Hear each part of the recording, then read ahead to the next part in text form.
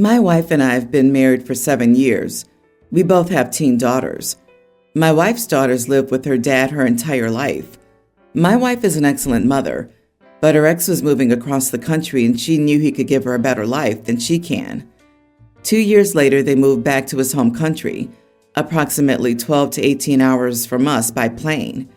They flew my wife out to visit them a few times a year, and they sent her to visit us during her summer vacation. He got a job approximately a half hour from us, so we've had her 50-50 for the past few months. The thing is, we have a 2-bed, 1-bath house in a good neighborhood. My daughter's had her own room her entire life, and she did not take it well when she heard she had to share. She's tried blocking my stepdaughter from their room, threw her stuff out the window, and tries to make my stepdaughter uncomfortable so she'll leave. Last week, my stepdaughter got here, sat on her bed, and almost immediately ran out coughing and covered in a rash. My wife had to use her daughter's EpiPen and called 911. We didn't have a car at home. She and her ex got into a fight at the hospital, and she got kicked out, and her ex is refusing to allow stepdaughter into the house. Ex is legally able to do this because he has full custody. We have a camera to monitor the dogs, and if the bedroom door is open, you can see into the girls' room. We had also just moved the camera and hadn't gotten around to telling my daughter yet. We decided to check the cameras and we saw my daughter bringing nuts into the room and eating them on my stepdaughter's bed before touching everything my stepdaughter owns. My stepdaughter's deathly allergic to nuts. Nuts are not allowed in the house, but you're allowed to eat them in the garage and you have to scrub your hands before you come back in. My wife, understandably, was furious when she saw it. She stormed into the girl's room, started screaming at my daughter, and told her to get the heck out of her house. I talked my wife into letting my daughter pack a bag, and I arranged for my brother to pick her up. My wife is adamant that my daughter is no longer allowed to step foot inside her house. We filed a police report, and the plan is for her to stay in a group home or boarding school for the next couple of years. Now my family and my daughter's mom are pressuring me to leave my wife so I don't have to send my daughter away, but I'm refusing to leave, and I agree with my daughter's punishment because she hurt a person and caused my wife to lose her daughter. Ex isn't letting her into this house. Now I'm being called a bad parent by everyone except my brother, who's putting her to work on his farm until we find a more permanent arrangement for choosing my wife over my kid. Am I the idiot? My daughter's mom's not able to take care of a child. Jesus, man, what is up with your daughter? You are not the idiot. This is a hard punishment for your daughter to bear, but she did an absolutely terrible thing. She acted with intent to seriously harm your stepdaughter and essentially risked her life for this little stunt. Being a teen is young, but not too young to understand the gravity of her transgression. If your wife is to have any chance of salvaging her relationship with her daughter, she needs to demonstrate that she's acted decisively to protect her daughter from further harm in this situation. If you leave your wife, then your daughter gets at least part of what she wanted to achieve. OP, you're not choosing your wife over your kid. You're choosing to show your kid that her actions have serious consequences. If you leave your wife, then won't this little stunt basically accomplish exactly what she wanted? You might be the idiot in part for raising a child who would do this.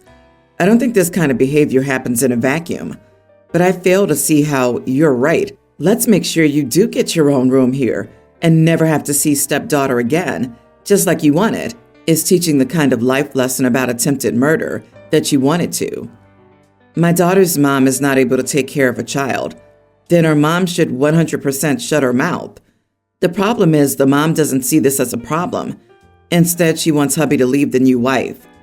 As for the rest of the family, they can either take your daughter in or also shut their traps. Thinking maybe you should have parented her before this turned into such a bad situation in the first place. What a mess. My daughter, teen, was always very loud about her femininity. She always had glitter on her. Her favorite color was pink, and she had bows in her hair. Skirts and dresses were her favorite clothes. She was very gentle and shy. She was like those princesses from the books. Almost a year ago, she started to change. Slowly, she stopped wearing pink dresses and skirts and went to oversized pants and t-shirts. She stopped wearing makeup, and it was rare to see any color on her that wasn't dark. I tried to talk to her, but she would just shut me out. She became a different person. I put her into therapy and it helped a little, but not by much. I don't know what to do anymore, so I just let her be and made sure that I was there for her and to continue her therapy. 2 days ago, my daughter finally broke down and admitted that her brother had been picking on her and laughing about her.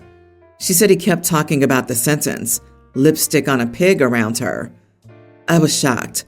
I never thought my son would act like that, but I knew she was telling the truth from the pain in her eyes. When my son came back home that day, I told him that my daughter told me what he did and that he was grounded until his 18th birthday. It's in 5 months. I took his phone and computer and told him that he would get his phone before school and that I'd take it back when I got home. I get home around the same time as him, since he has a long school day and basketball practice. He tried to protest, but I just asked him if she was lying, and he wouldn't answer me. So I took that as a yes, and hadn't talked to him since except for when I had to. I don't know how to deal with all of this. My daughter seems to get worse since I grounded her brother, but she's told me that he hasn't talked to her since, and that she just feels bad. I'm starting to feel bad too. Both of my kids are miserable now. I'm barely talking to my son, and I don't know how to even begin to explain this to my family, since my husband's side of the family has heard about this and has been sending me an angry text, along with my sister-in-law coming to my house to scold me about not listening to his side. My husband supports my punishment, but he works long hours and isn't home too much, so it's all up to me. I need to know if I'm in the wrong here. You are the idiot. Deep down, you know it. Your punishment is not in line with the crime. Siblings tease each other. I'm sure she's not 100% innocent, but I doubt you allowed your son to speak about anything. You've made your son a prisoner, and you ignore him in his own house. This is a cruel punishment. His own mother won't even speak to him because he teased his sister? I can't imagine the perfect mother would go from a lifetime of perfect mothering straight to withdrawing her love for 5 months until their ex-son is a legal adult without even allowing him to talk appropriately about his experience of what happened. What if she said mean things, worse things, and that was his retort? She'd still be upset, crying, making mommy feel bad for her. The son wouldn't have wanted to lie and said he didn't say them, and he was only given that one yes or no question before OP just exploded on him. Ultimately, you can't expect your kids to behave better or nicer or to have much emotional control when this is how she reacts to teenagers calling names. I'm getting clear golden child vibes from OP in this story. The reaction's almost like a, "How dare you take my pink girly girl away from me?" type of thing. OP, I very highly doubt your daughter's changes are purely about what her brother said, but you're not going to bother looking into that. You're too busy being the warden. You're an idiot, and shown by your actions that you are unfit to be a parent. I have a tween daughter, Ellie. She has a best friend, Sophie, also tween. Both of the girls have special needs and are around 6 years old mentally. Sophie's mom called me yesterday, said that they were at an indoor playground, and Sophie wanted to know if Ellie could come and play. Sophie's mom offered to put me on her punch card. She prepays for 10 to 20 visits at a time because it's cheaper, so it would be free for me. So I got Ellie in the car and we met them at the playground. After about an hour of playing, the girls started to get hungry. I packed a snack for Ellie, but Sophie's mom didn't have any snacks on her. I told her they sell snacks in the front, but she claimed that she didn't have any money on her and asked me to buy Sophie some goldfish. I said, sure, Venmo me and I'll grab some. But she said no. I told her I took care of my kid and it's not my job to take care of hers too. She says she paid for my kid to get in so I could cover the $2 for the goldfish. I told her if she wanted me to bring snacks, she should have told me when she invited me. But I won't be wasting $2 for a 50-cent bag of goldfish because she was unprepared. She went up to the front and I don't know if she lied about not having money, but she came back with goldfish and fruit snacks. Now she's being petty by asking me to pay her back for all of the times we've used their memberships and guest passes, so we're not getting along. I'm going to have to see her at school drop-off and pick-up, ballet class, gymnastics class, and the girls' weekly playdates. So I wanted to know if I was the idiot for not buying her kid a snack. You are the idiot. You mentioned she's paid multiple times for your daughter's entrance fees. She clearly doesn't usually ask you for money or take advantage of the friendship. Now, this strong friendship is in jeopardy because she's generous with you, but you won't return the favor in a smaller one-off ask. You wanted a transactional friendship and are going to get exactly what you asked for. Don't expect free invitations in the future and make sure to budget accordingly. Gym costs are way more than goldfish. Was saving $2 really worth it? In jeopardy? LOL? That friendship is over. Lady, the friend's mother basically paid for you and your daughter to get into the play area, and you couldn't afford $2 to buy her a snack and help pay her back for letting you in for free? You were so cheap. Silly you couldn't take $2 to buy a snack. You need to look at your entitlement. Springing a few freaking dollars so a child wouldn't have to go hungry wouldn't have killed you. Don't worry though, you and your daughter won't be receiving an invitation for playdates anytime soon. I disagree. I wouldn't be surprised if the other woman tried to salvage it. The special needs community is much smaller than a typical friendship pool.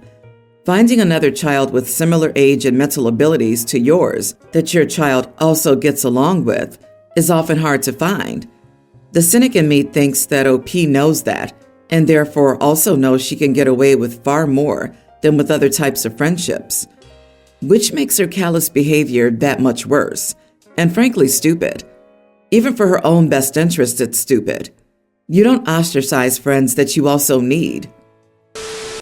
My sister, Chelsea, has 2 children, a toddler and an infant, and last month she and her husband decided to go on a holiday to Europe before they'd have to buy a seat for the kids. She said the kids were terrible flyers and cried the whole way on both trips. We're from Australia and wouldn't settle down. She's made a lot of passive-aggressive posts on social media about how entitled non-parents are about kids on planes and how people need to have more sympathy for moms because they're suffering more than they are because their babies won't settle, and being a parent is hard. She's been kinda whiny in general since she became a mom, always complaining about how hard it is, and she makes a lot of snide comments to me about how it must be nice that I sleep in, etc., because I've chosen not to have kids. The plane situation came up when I saw her last night. She started talking about it again, and I asked her if something specific happened or if someone was rude to her about the kids, and she admitted that they weren't really. People just looked visibly annoyed as the kids refused to settle, and on one of the flights, the person next to her asked the flight attendant if there was anywhere else she could sit after a couple of hours and looked disappointed when told that there wasn't as the flight was full. She also said that they were rude because none offered to help or give her reassuring smiles and comments. I said that people have the right to be annoyed at a baby crying the whole way from Melbourne to Singapore on a flight that leaves at 1 a.m. and lands at like 9 a.m. And she went off saying that they don't, and her kids have a right to fly. I told her I never said that they didn't, just that people have the right to not be thrilled about it, being seated next to her infant who cries the whole way, and that they don't have to feel more sorry for her than themselves because she's responsible for bringing the kids onto the plane and created the situation. I also said that no one but her and her husband are obligated to look after their children on a flight, and it isn't fair to expect the people around her to help with them.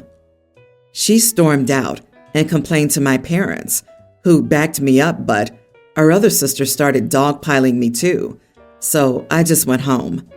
Am I the idiot? Not the idiot, OP. She does sound majorly entitled. People are allowed to feel annoyed, and they aren't there to pat her on her head. Strangers do not exist to accommodate her. Having to care for your kids on a flight can be very stressful, but expecting others to help is just mind-blowing to me. LOL, imagine complaining because you're a parent of 2 kids under 2 and can afford a trip from flippin' Australia to Europe and think people should have sympathy for you? Disclaimer, I'm a mom of a 10-month-old. There are plenty of times I have sympathy for parents during their round trip around the world is not one of them. If people were saying nasty things to her, that'd be one thing. No one is happy in the situation of a screaming baby on the plane. And I would feel sympathy for the mom if people were insulting her in some way. But an annoyed look? She has some nerve to talk about entitlement when she's acting like the world owes her anything for having kids. If I spend my money and book a flight, I expect luxury and comfort. Screaming kids is the last thing on my need on a plane list. I'm a grandparent of 2. They're both tweens. The 2 kids do not get along. The youngest is autistic and will have a meltdown at the drop of a hat. I've had argument after argument with my son over the youngest. It came to a head when we got into an argument about me putting my granddaughter in timeout. I do timeout for how old they are, and if they leave the timeout chair, the time restarts. It took the youngest almost an hour to get through a timeout. This resulted in a huge argument where I cannot punish her anymore.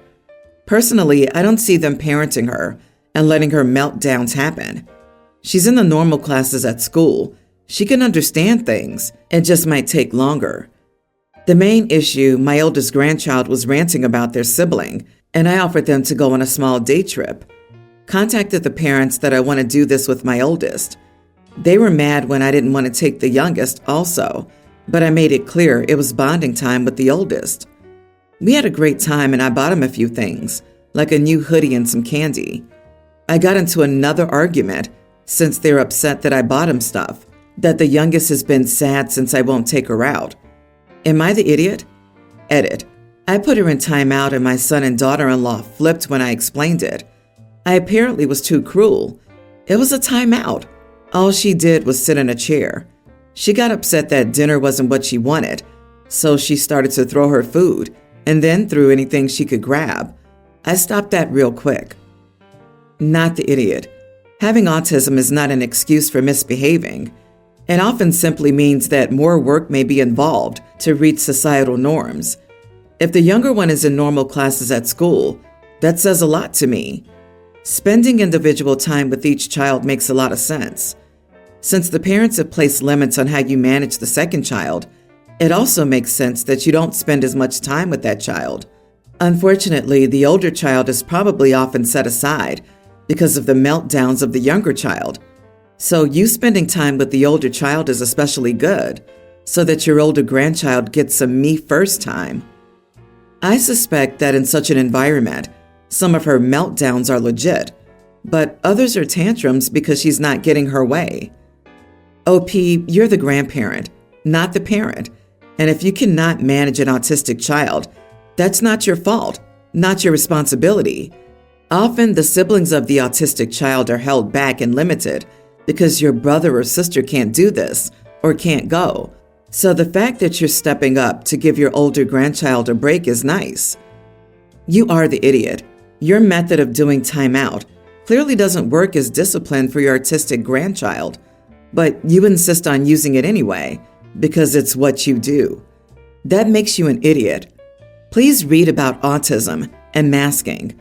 A kid may be able to do something at school, but not be able to do the same thing at home because they've used themselves up masking throughout the school day and have nothing left. Also, if you have one-on-one time with the oldest, you need to also do that with the youngest. Right now, you're only making her feel like a monster. That is so cruel of you. Figure it out. You're the darn adult here. Act like one.